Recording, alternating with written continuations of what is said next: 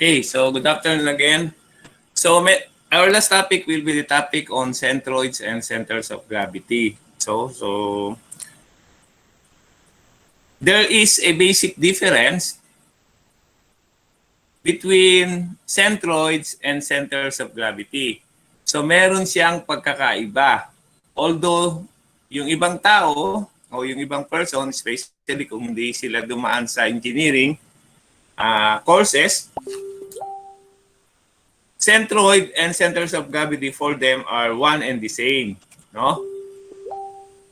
Sa kanila, pananaw, iisa lang 'yan. So ano ba ang basic difference? Anybody from this class? Ano ba sa tingin niyo ang basic difference ng centroid at saka ng center of gravity? Meron bang naka-encounter sa inyo ng mga words na 'yan? Yes, Miss Rivera. Yung center of gravity, sir, kung nasan po yung total weight nung Okay, mga kung loads. saan more or less kung saan dumadaan yung pinaka mass o weight ng. Nakikita niyo ba ulit? Bakit nawawala? Nawala na naman. Wala po, sir. Nawala na naman? Ba't kaya?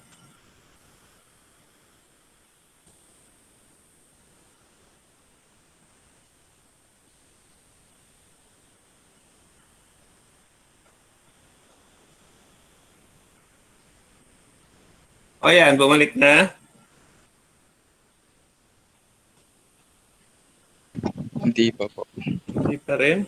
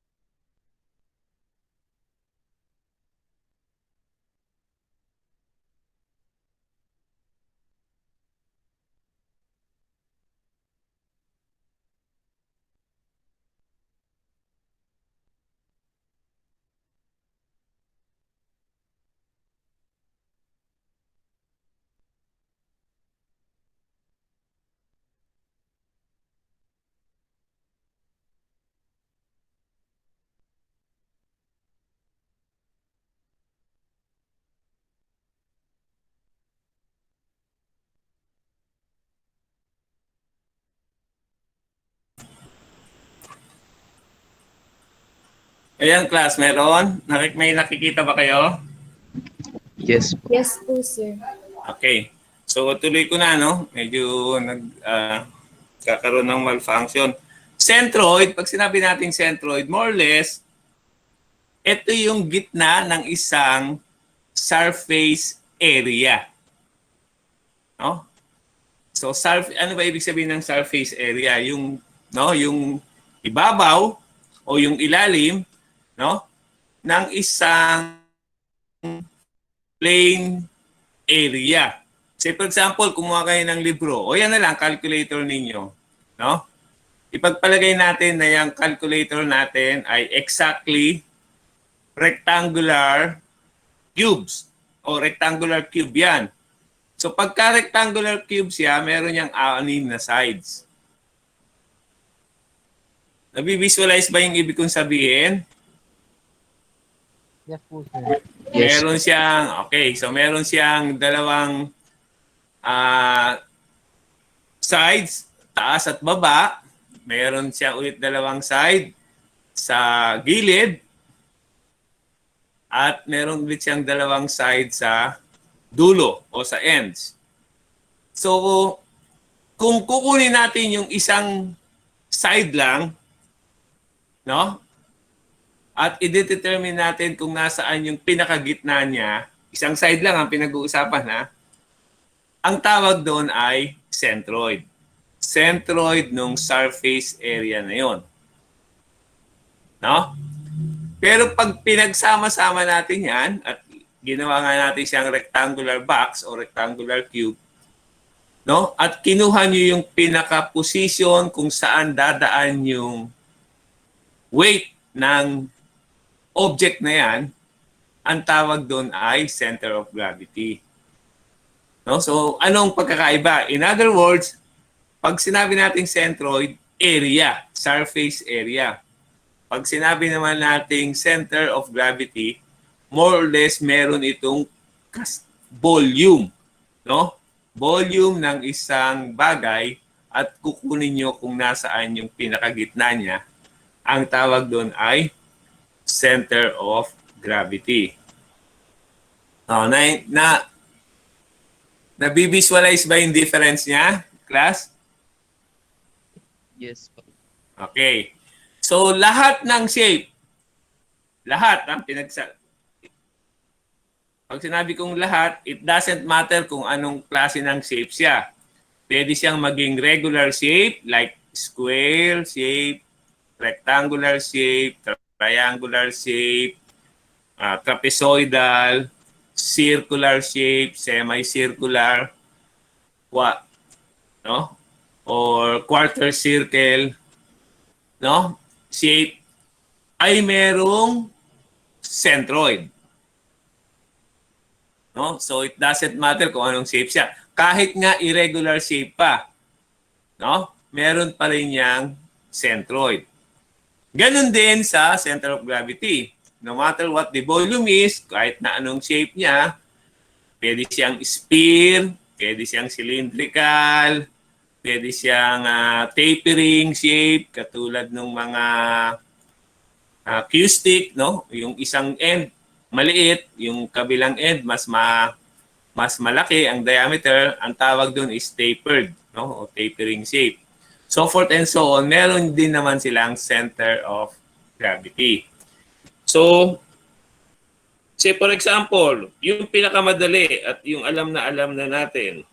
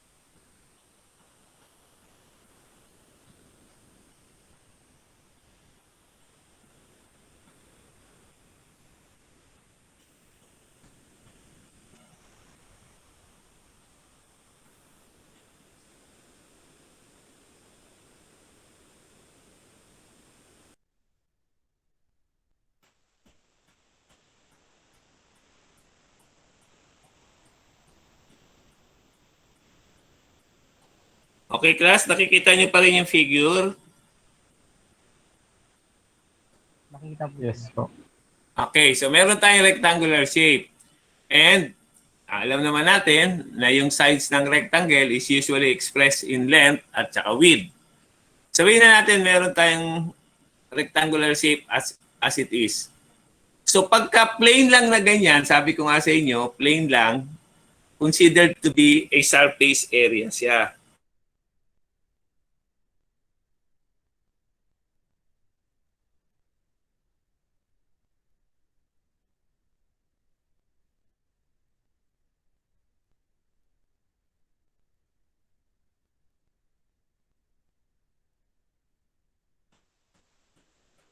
Shape. Oh.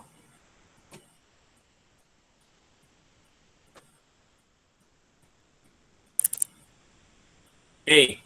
So paano natin makukuha yung centroid ng rectangle? Any volunteer? Paano nyo i-define yung position o paano nyo masasabi na yun yung pinaka-centroid ng isang rectangle?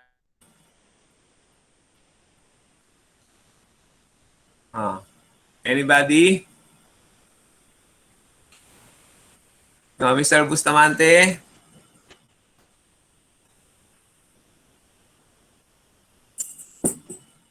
Yung pinaka-center niya po.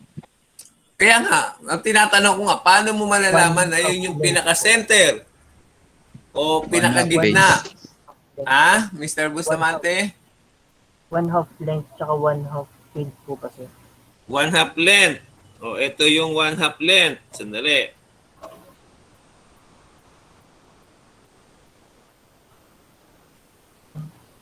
O. Tapos, ito yung 1/2 width. Ganyan ba? Intersection po nila po. Anong ibig sabihin ng intersection? Kung saan po sila mag-meet kapag nag-form ka po ng straight line.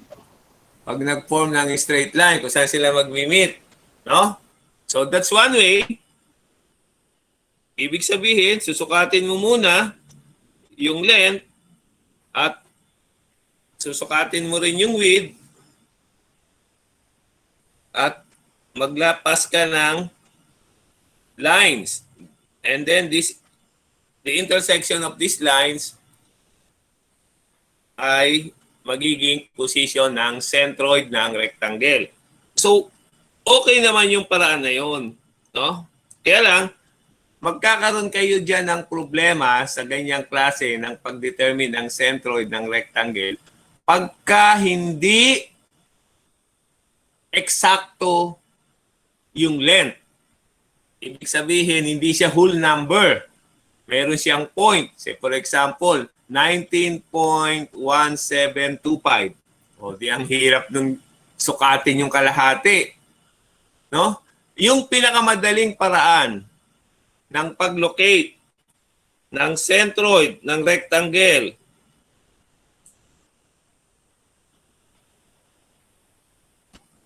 is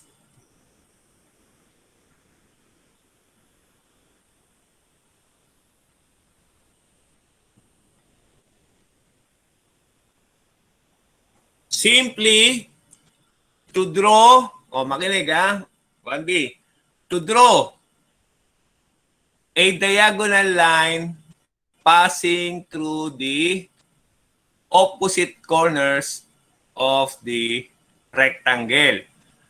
Magguhit kayo na pagduduktungin ang opposite corners, no, ng rectangle. So, taas, ang ka-opposite niya, baba. Kaliwa, ang ka-opposite niya, kanan.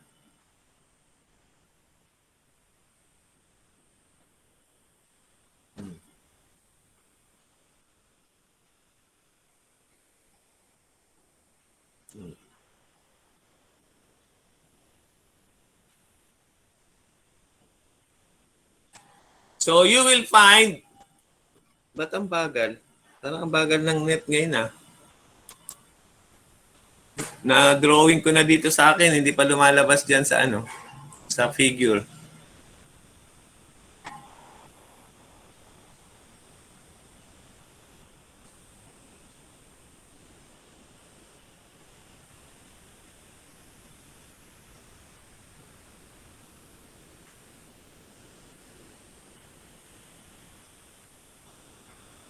Ayan.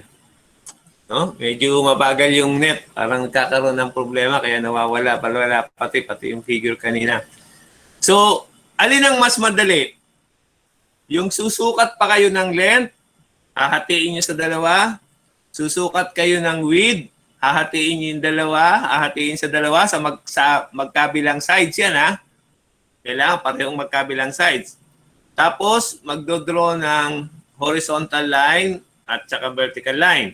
Or, simply, no, mag-pass ng diagonal lines at yung intersection ng diagonal lines coming from the corners of the rectangle is also the position of your centroid. So, ibig sabihin, mas madali yung pangalawa kasi nga kahit na ano yung sukat, hindi mo na kailangan o kahit na ano yung value ng length, kahit na ano yung value ng width, hindi mo na kailangan sukatin at i-divide sa 2. No? So, ganyan yung pag-determine ng centroid ng rectangle. So, next, yung susunod, meron tayong tinatawag na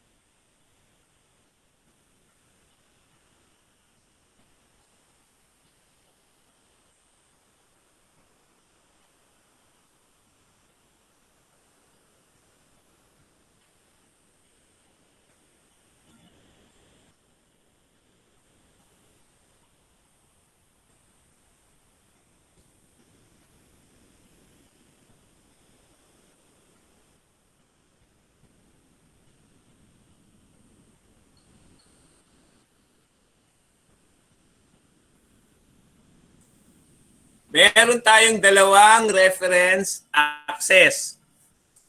No? Isang horizontal axis at saka isang vertical axis. So ang tawag natin diyan ay reference horizontal axis at saka reference vertical axis. So ano naman ang ibig sabihin ng reference, no? Ibig sabihin ng reference, ito yung batayan kung saan mo sinukat yung layo o lapit ng centroid. Uulitin ko ha. No? Ano ulit yung reference horizontal and vertical axis? Ito yung basis o ito yung mga sides o pwesto o lugar kung saan mo sinukat. Magmula, parang ganun. No? Kung saan mo sinukat yung layo o lapit ng centroid sa reference axis. So, kung ito ay length at width,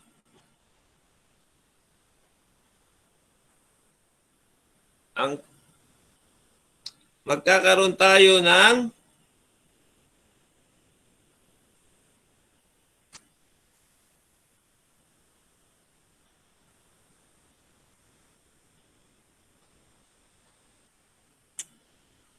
bars of X and bars of Y values.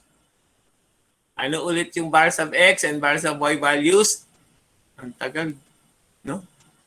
Medyo delayed ang net. Hindi kagad nagre-register sa tablet.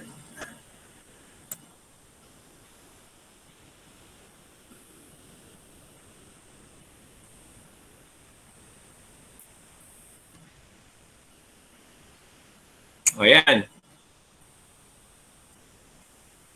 So meron akong bars of X at meron akong sinulat na bars of Y. Nakikita ba, 1B? Yes po, sir. Okay. So anong ibig sabihin yan? Palalakihin ko lang ha. Wait lang. I-redraw ko para mas malinaw.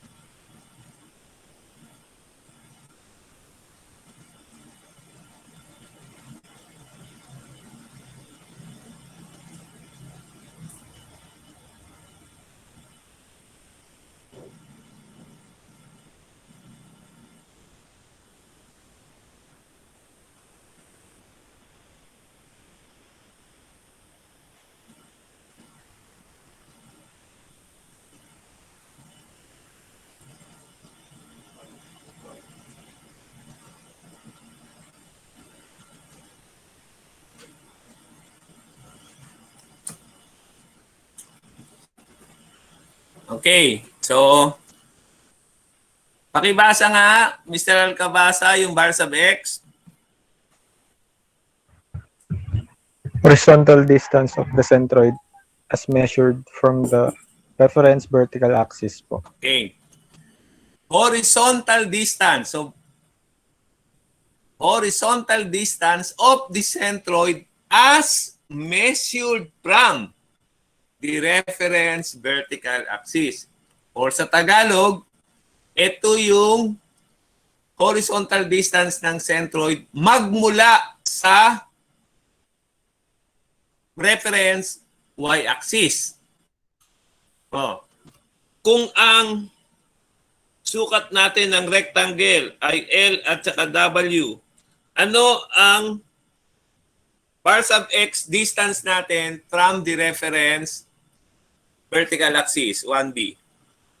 Anybody could answer? 1/2 L. Ano, no? 1/2 L po. 1/2 L. O L over 2. O. Basahin yung bar sub Y. O. Ano naman ang value ng bar sub Y? W over 2. O, W over 2. O. So, ganyan lang yung pag-describe, no? Pag-describe ng position ng centroid. So, the centroid of the rectangle, kung ang reference natin ay nasa gilid, no? Kasi hindi naman always yung reference axis ay pirming nasa gilid at nasa baba. Hindi always. Ibig sabihin, pwedeng bagu-baguhin yung reference. Example.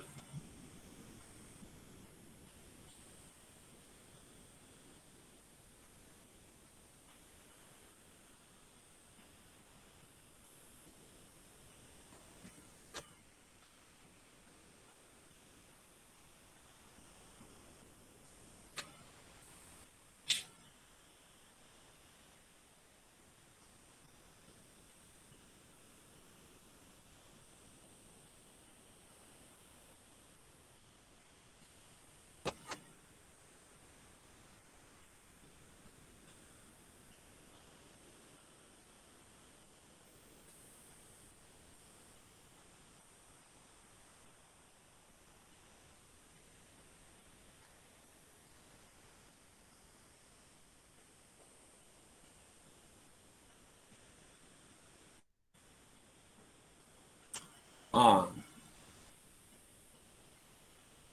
Bagal lang net. Ang bagal lang net. Okay. Sa drawing na yan, ang reference horizontal axis natin at yung reference vertical axis natin, dumaan. Pareho niyang dinaanan yung centroid. Ano ang bar sub X value natin pagka ganyan? 0 po. Ha? 0. Bar sub Y value.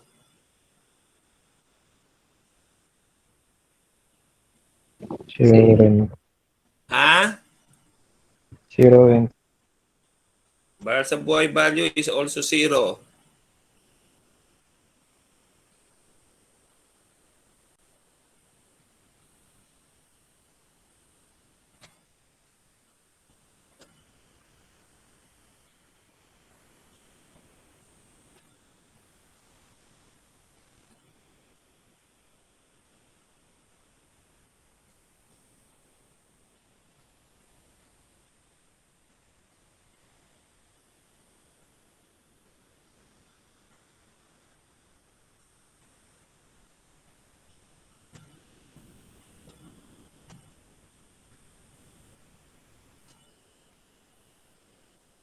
Oh, third example. Nabago ulit yung positions ng reference horizontal axis at saka reference vertical axis. Oh, ano ang value ng bar sub X at ano ang value ng bar sub Y sa third example? Negative 1/2 L. Mr. Leeson, ano yon? Negative 1/2 L po. Bakit mo nasabing negative 1/2 L? Kasi po nasa left side po siya. Ha? Nasa left side po siya ng ano. Okay, X. so para maging positive yung bar sub x values,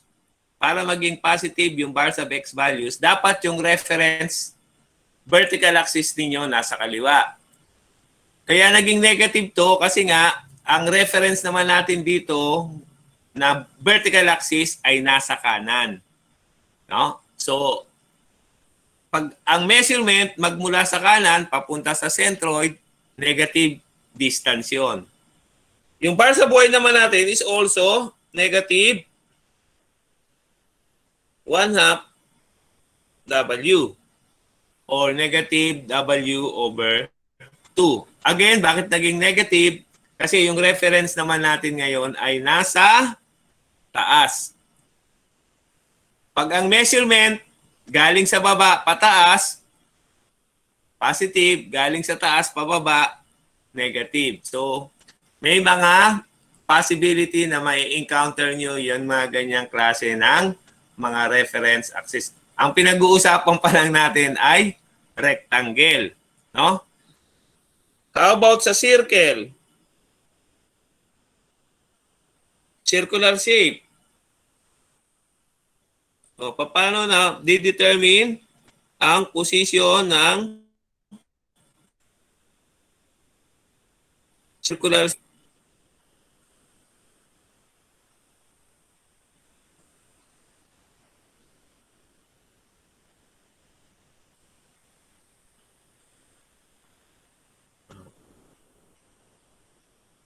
So yung centroid ng circular shape is exactly doon sa point na ano yun, Mr. Torlao? Wala po sir. Wala. Oh, exactly at the point kung saan equidistance yung point na yon sa circumference ng circle. So, ang centroid daw ng circular shape ay yung point equidistant siya or equal ang distance niya doon sa circumference ng circle. So, ito, at ito, ibig sabihin pare-parehong radius distance yan. No? So, yan yung position ng centroid ng circle. No? So, again, medyo mahihirapan kayo, lalo na kung hindi eksakto yung diameter ng circle. Another way, para makuha nyo yung position ng centroid ng square, ng circle o circular shape, lagyan nyo ng box outside, just outside. Oh. Lagyan natin ng square box. Bali kung circle, ang mapoproduce nyo dyan ay square box. No? Mabagal talaga ang ating net. Ulitin natin.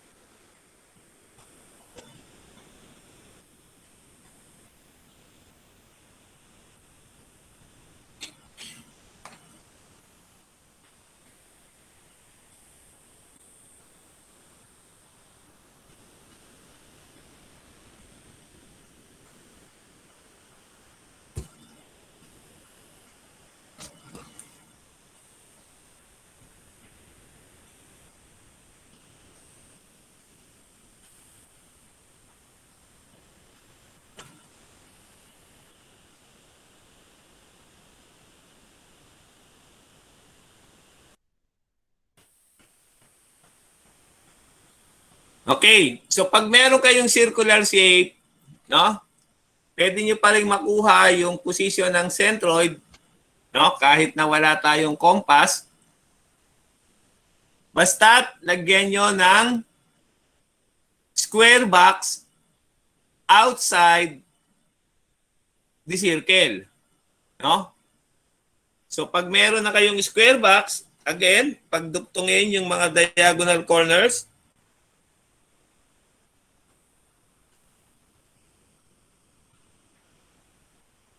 and the intersection of the diagonal lines, no, will be the location of the centroid of the circle.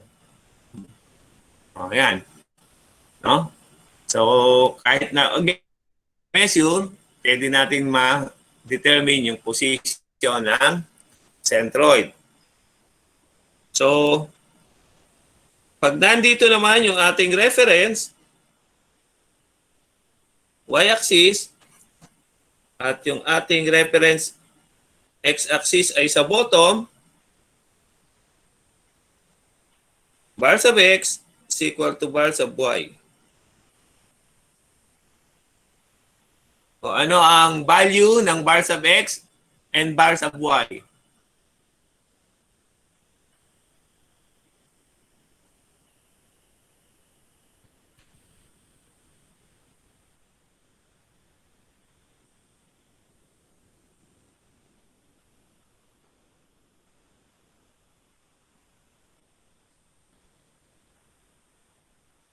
Equal siya sa radius, sir. Oh. 1B. Ano ang equivalent ng bars of x and bars of y? Radius po. Radius. Radius. Good. So, equal to parehong positive o parehong negative sa given na reference axis. Positive po. Oh, parehong positive kasi nga ang reference natin nasa kaliwa at yung isang reference natin ay nasa ibaba. Next.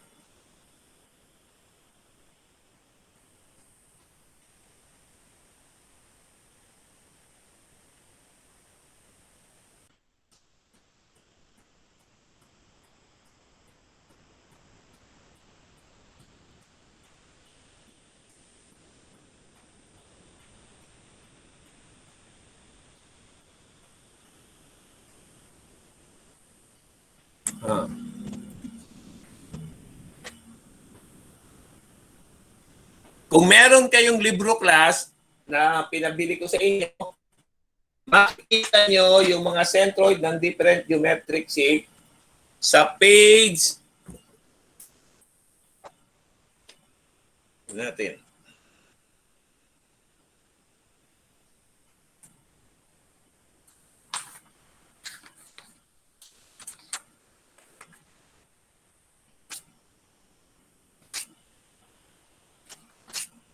Ayan. Sa page 198 ay merong table dyan, no, ng centroids ng different geometric shapes. No? So, say for example, meron tayong triangle at meron itong measurement na height at saka base. Lagyan natin ang reference x-axis sa taas at reference y-axis sa kaliwa.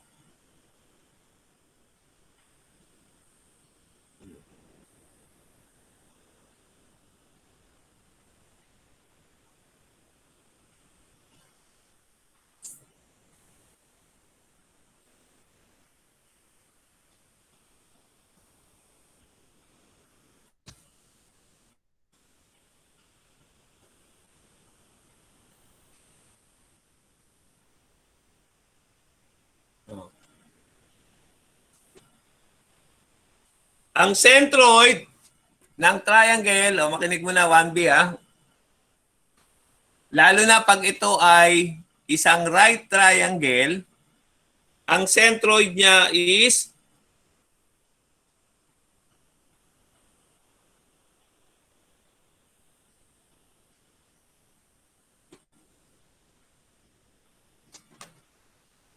1/3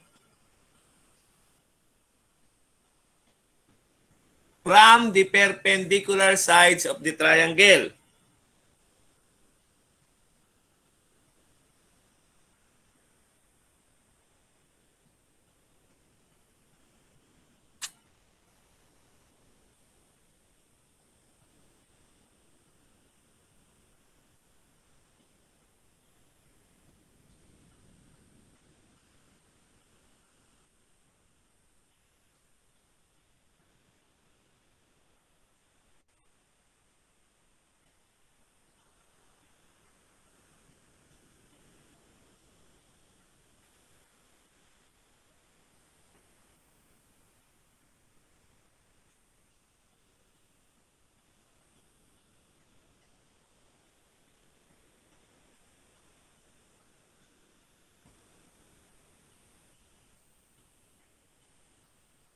So the location of the centroid of a right triangle is 1/3 distance from the perpendicular sides of the triangle. Ang bagal talaga ng net. Bakit ano nangyari?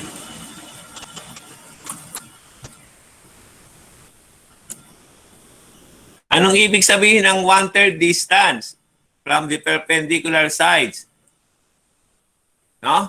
So, ibig sabihin yan, yung height at saka yung base ng triangle, yan ang sides niya. No?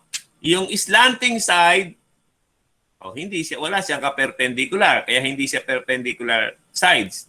O perpendicular side. No? So, ang perpendicular sides dyan, yung H at saka yung base. Yung height at saka yung base ng triangle. Nasusundan pa ba ako, 1B? Yes po, Yes sir. po. Okay. So, kung ano man yung height, ito yung 1/3 at ito yung 1/3. So, ito ay 1/3 H at ito naman yung 1/3 base. So, yung intersection ng mga lines na yon, yun yung centroid ng triangle. Nabivisualize ba, 1B? Yes po.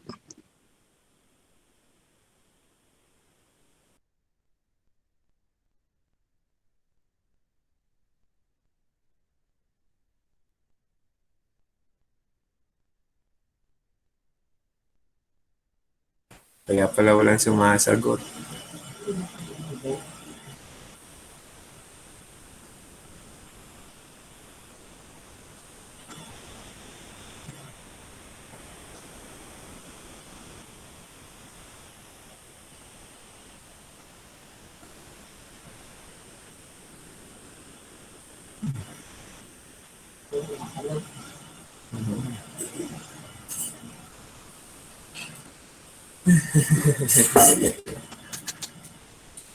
Loko yung internet.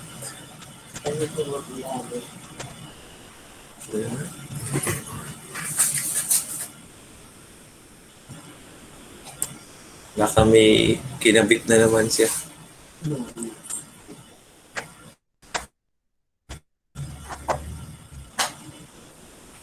Hello class, naririnig ba ako? Narinig po, sir. Okay. So nakikita niyo yung sinulat ko pa rin, ano? Yes po. sir. Opo, sir.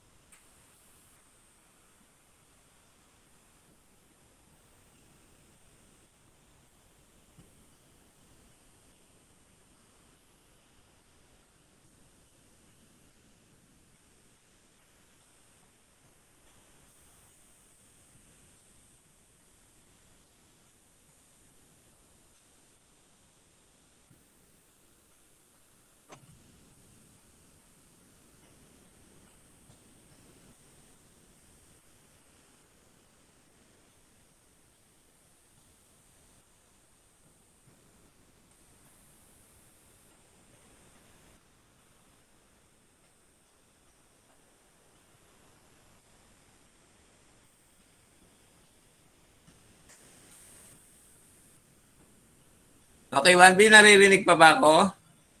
Opo, sir. Okay. So, mamadaliin ko na. Medyo nagkakaroon kami ng internet connection problem dito sa lugar namin. So, yan yung drawing. No? So, alam na natin na yung location daw ng centroid is 1/3 distance from the perpendicular sides of the triangle. So, kung ang height ng triangle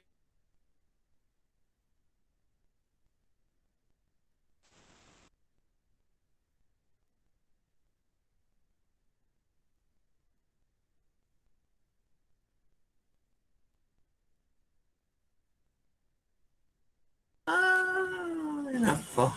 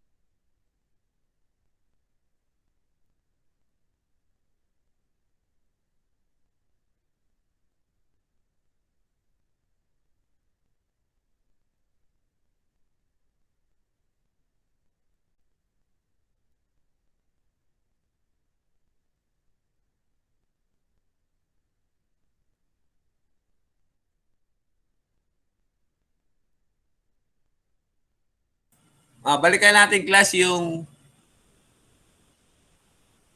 sample sa taas. Ang reference horizontal axis nasa taas ng triangle at ang ating reference vertical axis nasa kaliwa. So, ulitin ko lang ha. Lakihan ko yung figure.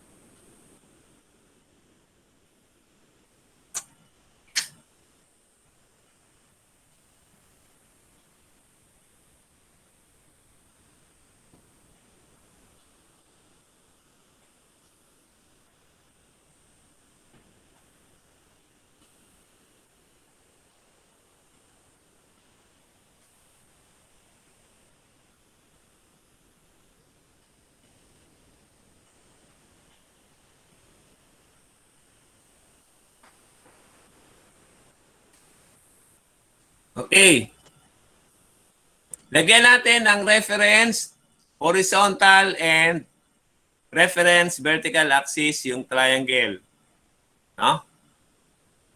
So yung reference horizontal axis nasa taas, yung reference vertical axis nasa left side. Pakibigay nyo nga sa akin yung value ng bar sub x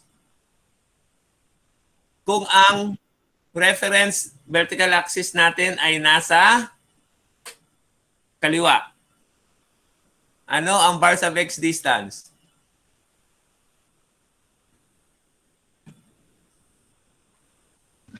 1/3 base.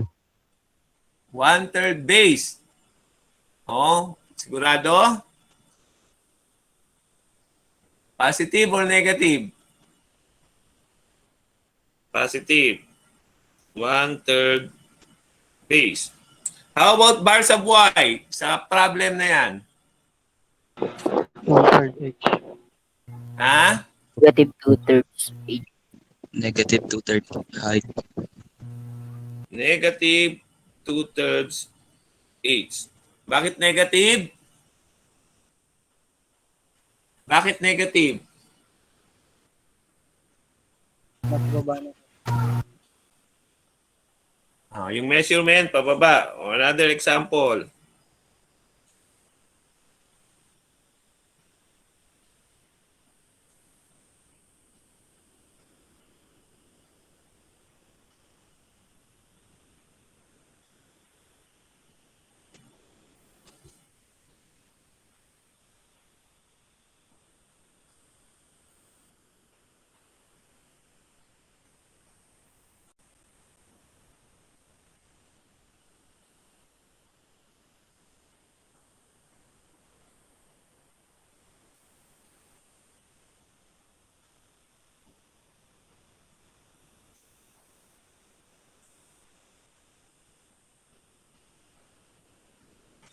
Bars of X value.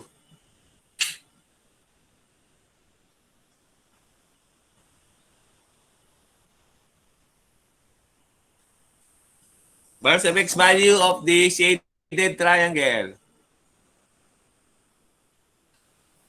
2/3 base. Ano na? 2/3 base.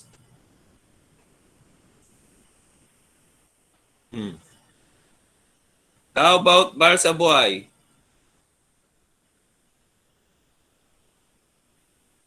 2/3 H. Okay. No? So, reviewin nyo yung nasa table. Sa page 198 nga, sabi ko sa inyo, meron diyang table ng position ng centroid ng mga different geometric shapes. At dyan din sa table na yan, iba-iba din yung position ng reference X and Y axis. No? So, para makakuha na tayo ng one sample problem, kasi meron na lang tayong today and next week, bago kayo magkaroon ng another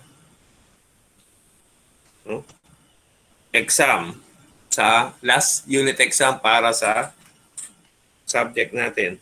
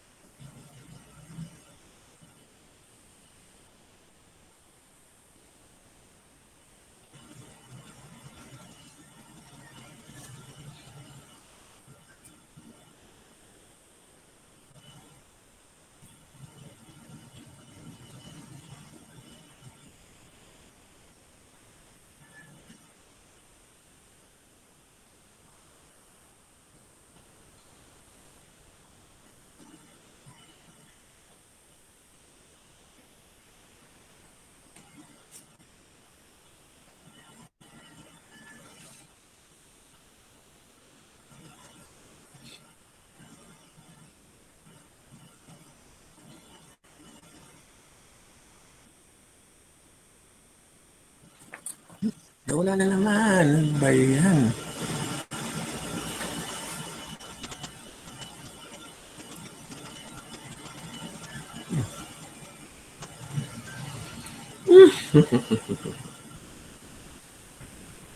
Ganun pa naman po.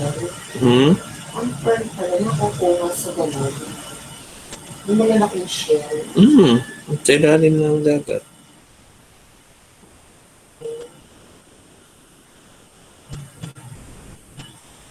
Nawala na naman.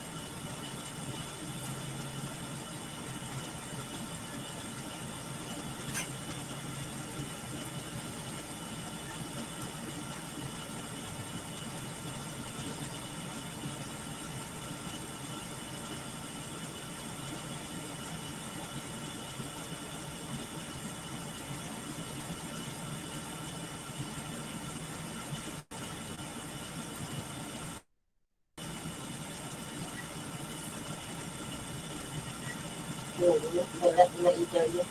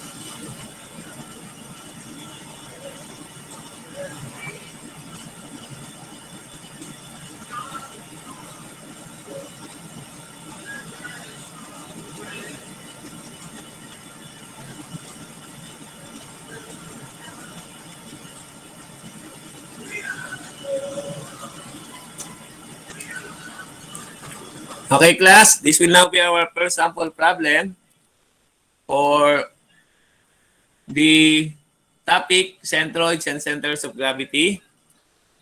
Locate the centroid of the shaded area shown. So meron tayong shaded area which is considered to be an irregular shape. Hindi siya regular, no? So para maging regular shape siya, kailangan pagparti-partihin natin yung shaded area into regular shapes. So yung pinakamadaling paraan is hatiin natin siya sa tatlong triangles. 1B, nabivisualize ba? Yes, Yung, okay. So, meron na tayong tatlong triangles. Yung isa, medyo malaki. At yung pangalawa at pangatlo, magkasing sukat siya. So, lalagyan natin siya ng designation. Triangle 1, yung malaki. Triangle 2, yung nasa left side. Triangle 3, yung nasa right side. So, what will be the area of the first triangle? That will be 1/2 12 times 12 feet.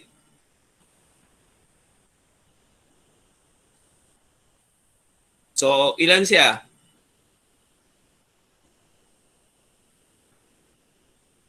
Di po ba 6 lang, sir? Ha? Sorry. O nga naman. 6 by 12. Sorry. 6 by 12. Tama yun. Ang observation is 6 feet kasi yung height niya is 6 at yung length niya is 12. So, this is 36 square feet.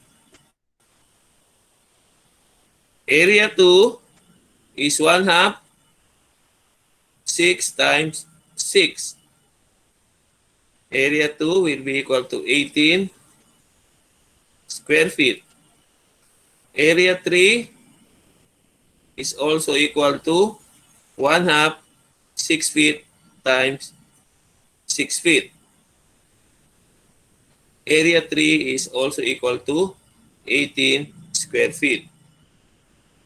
Area total o A sub T will be equal to area 1 plus area 2 plus area 3. So, square feet.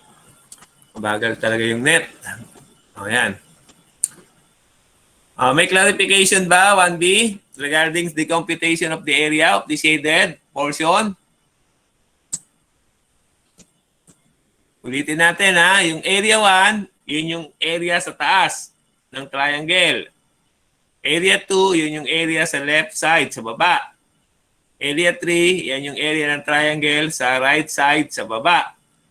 So area 1 is 1/2 6 times 12 feet or, no? So that will be equal to 36 square feet. Area 2 is 1/2 6 feet by 6 feet. So that will be equal to 18 square feet. Area 3 is also equal to 1/2 6 feet by 6 feet or 18 square feet. So the total area of the shaded portion is equal to area 1 plus area 2 plus area 3 or 36 plus 18 plus 18 is equal to 72 square feet. Okay. O class, nasaan ang ating reference horizontal axis? Sa taas, sa baba, o nasa gitna? Based from the figure.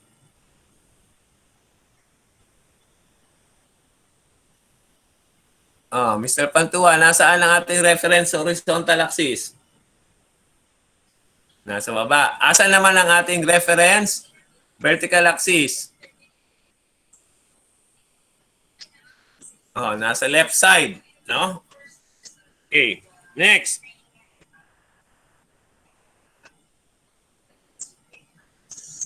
Bars of x1.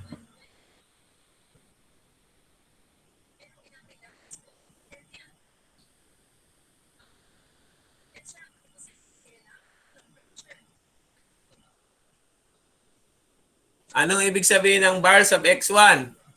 Mag-register, ang tagal naman. Mag-register sa...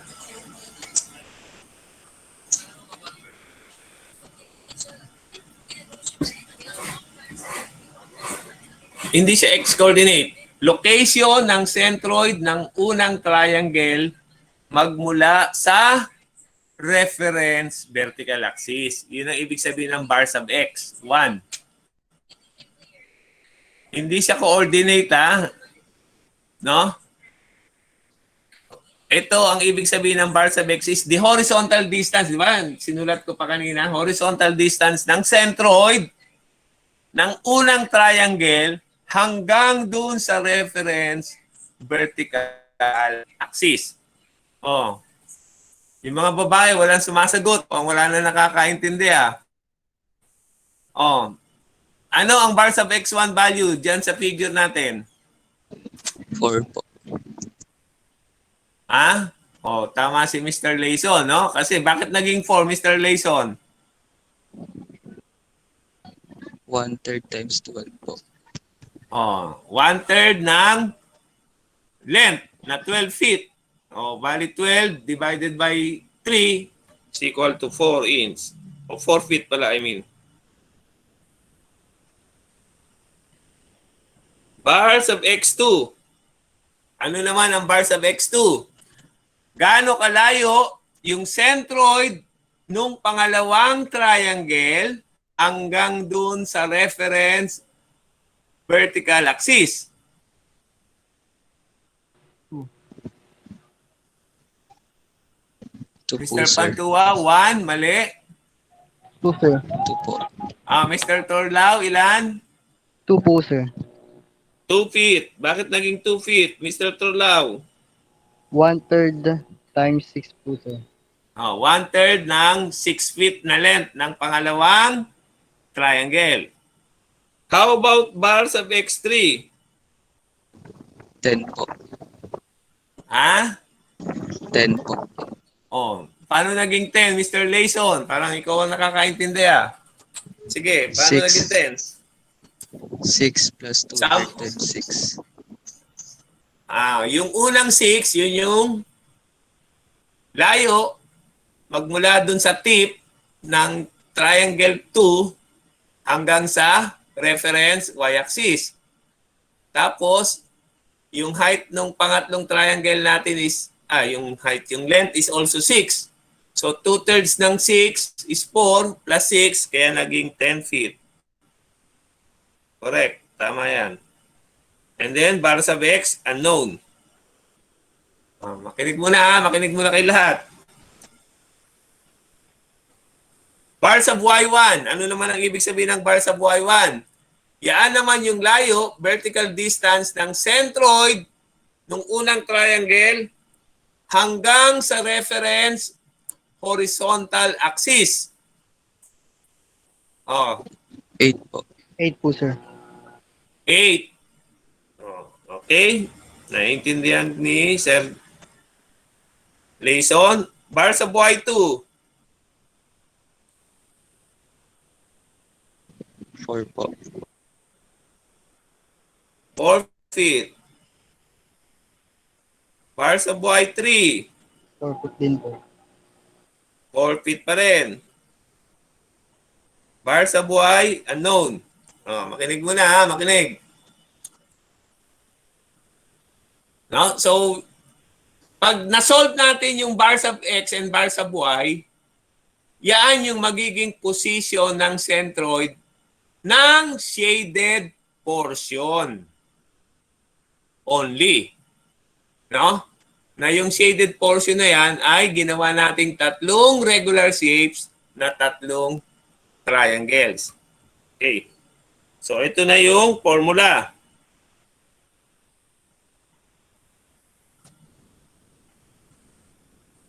Ulitin ko lang yung figure ha, para ma-visualize ninyo.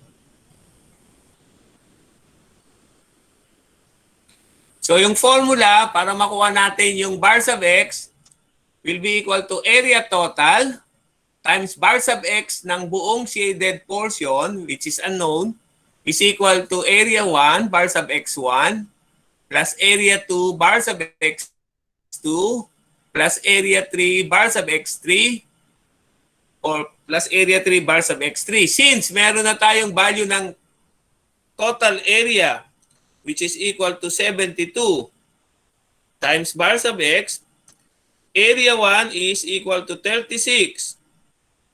Bar sub x1 is equal to 4. Plus area 2 is equal to 18. Bar sub x2 is equal to 2. Plus area 3 is equal to 18. Bar sub x3 is equal to 10. Oh, and then we can solve for bar sub x. Oh, ilan ang bar sub x value? 5. 5. 5 feet. From the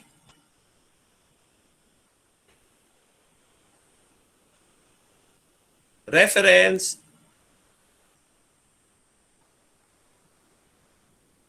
y-axis. So, ang layo ng centroid is 5 feet from the reference y-axis.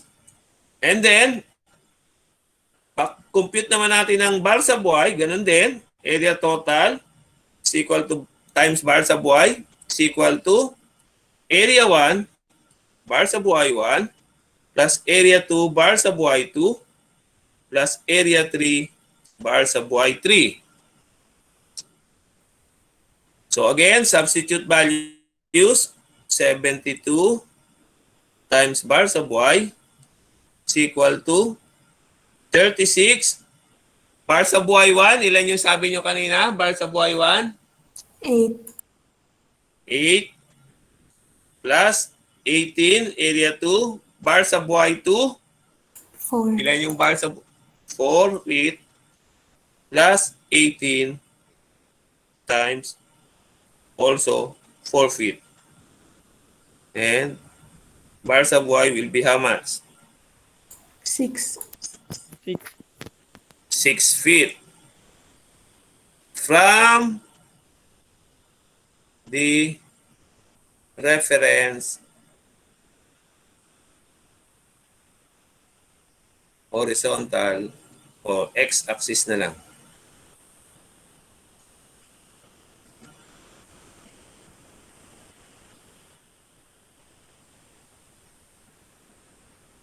Or, in other words, ulitin natin yung figure para malaman nyo kung nasan talaga yung centroid.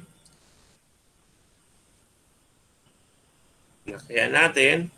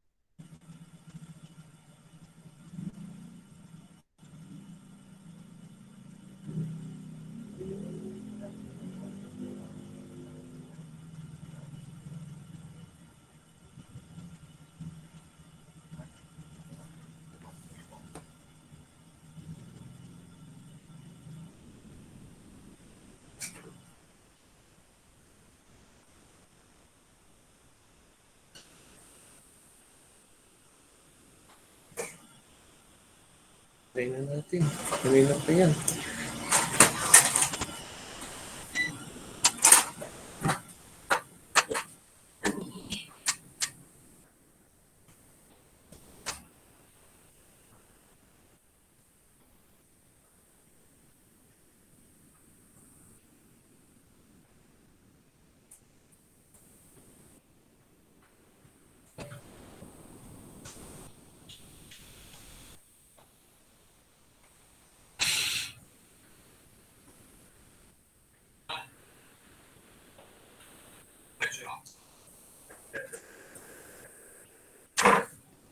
Okay.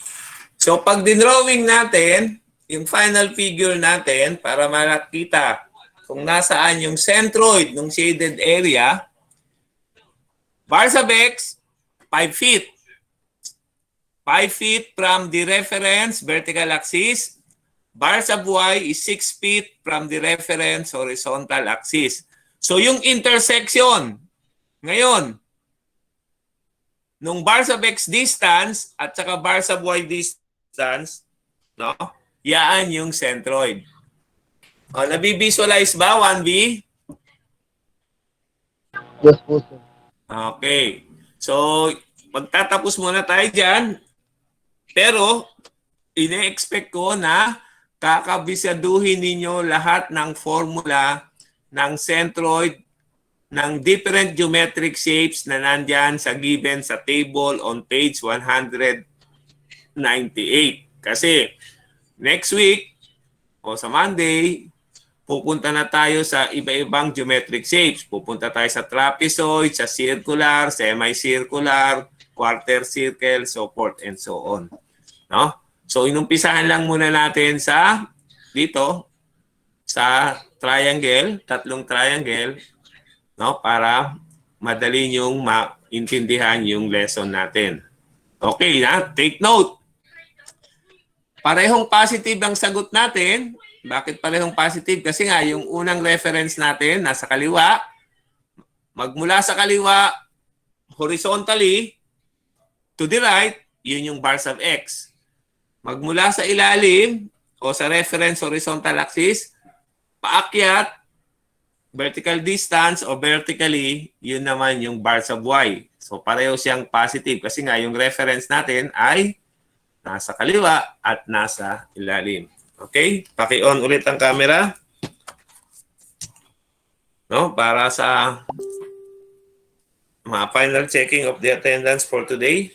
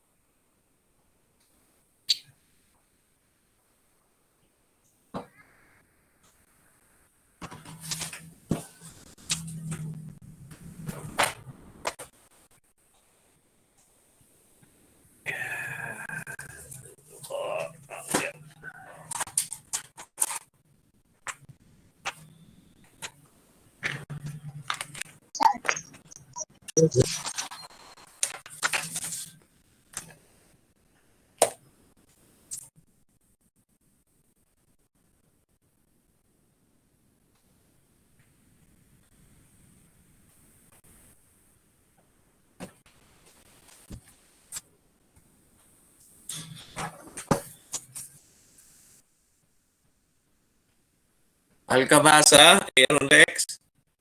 Present po, sir. Sir, dito po. Asan? Ayan.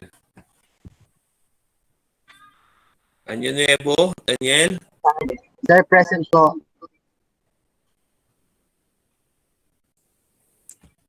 Bartolaso, Jasper. Present, sir. Asan ka, Mr. Bartolaso? Sir, present po. Okay. Bongo, Rose Daniel. Present po.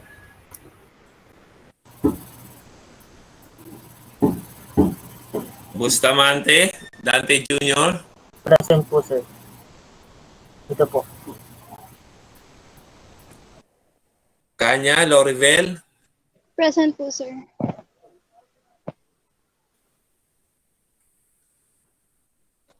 Cuerdo, Macjan.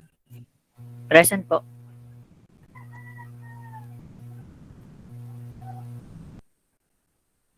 Gatchalian, Maria Eds. Present po, sir.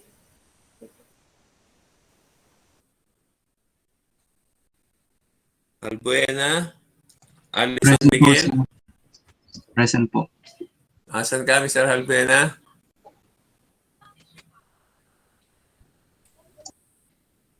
By the way, as Mr. Pantua, nakapag-officially drop na ba to si Guerrero at si Saculyes?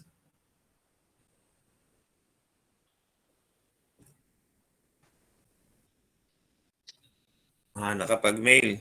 Tingnan natin. Layson, Ron. Present po, sir. Asan ka, Mr. Layson? Ay, by the way, nakita ko sa exam ninyo, no? May nagpapas ng sobra-sobra na sa oras, hindi ko na i-consider yun. Ang una ko lang i-consider yung unang sagot ninyo na pinasa. No? Sinabi ko na sa inyo yung patakaran natin, no? Kasi meron na namang baka pagtatangkayan na binabago yung sagot. No? Kaya sabi ko sa inyo, iingatan nyo, pag nag-pass kayo, ipasa nyo ng maigi kung ano lang yung una yung mga naipasa, yun lang ang i-consider ko sa inyo. Pag sumobra na kayo sa oras, no, hindi na natin pwedeng i-consider yan. O maaaring ginagawang paraan ng ibang estudyante para makapandaya na naman sa sagot. Iwasan na natin yan. Kasi nga, ang dami ng cases ng cheating na napupunta sa OSA at ito ay iniimbestigahan. Pag kayo ay nai-report na naman, no? Paano makikita?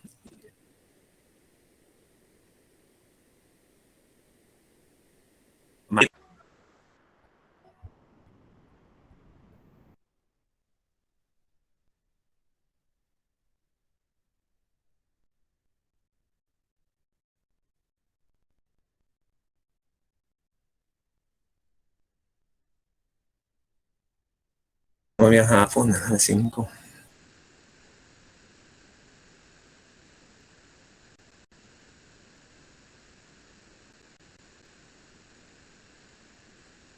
Oo.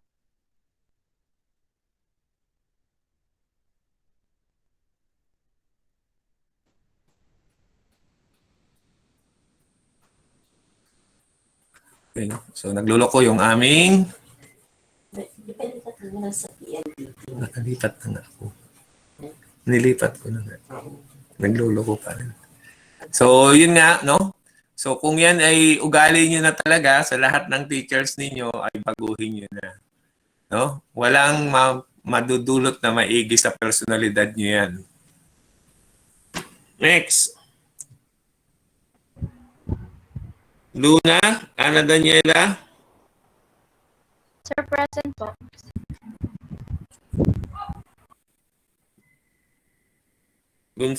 Manuel Gonzalo III. Sir, present po. Asan ka, Mr. Manuel? Present po. Okay. Matunog, Charis Queen. Present po. Morcilla, Micaela. Present po, sir. Padre, Jericho. Present po, sir.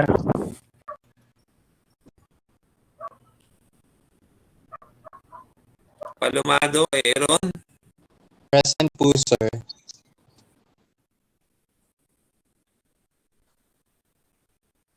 Pantua, Jeremy.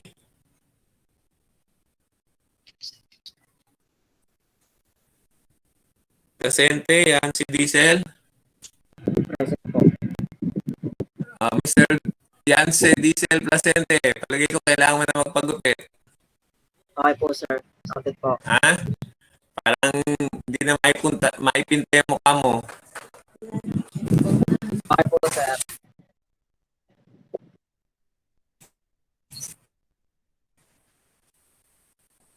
Full ka na, team.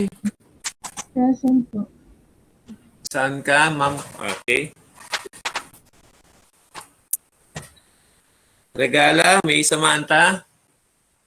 Present po, sir. Dito po. Reyes, Philip. Reyes, Philip, wala. Po, sir. Present po, sir.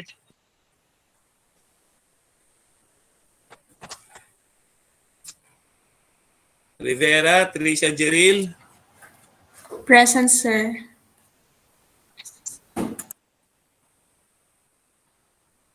Sumail, Abdullah. Present po, sir. Dito po. Torlao, Vincent. Present po, sir. Present.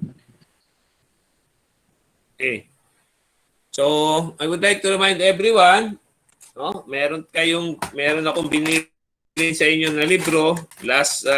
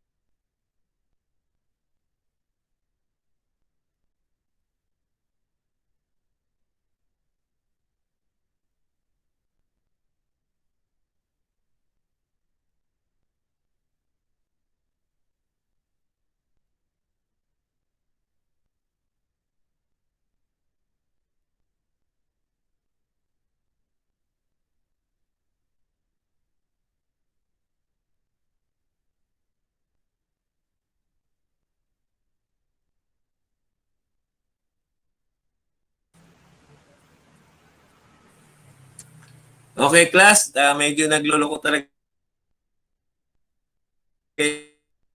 yung internet namin. So, maaga tayo sa next Monday.